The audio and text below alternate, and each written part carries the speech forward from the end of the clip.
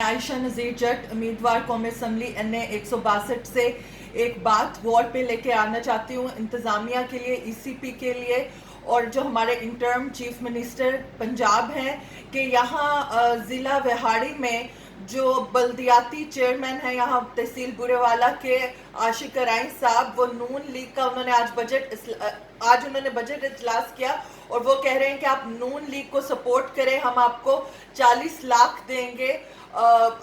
ترقیاتی کاموں کے لیے ویئر ایز یہ آپ اب کر نہیں سکتے کیونکہ جب الیکشن اناؤنس ہو جاتا ہے وہ اس بجٹ کو مؤخر کریں اور یہ بالکل دھاندلی کی جا رہی ہے اوپر سے یہاں کے جو ضلعی چیئرمین ہے محی الدین چشتی صاحب وہ اپنے بھتیجے ہمیوں چشتی صاحب کو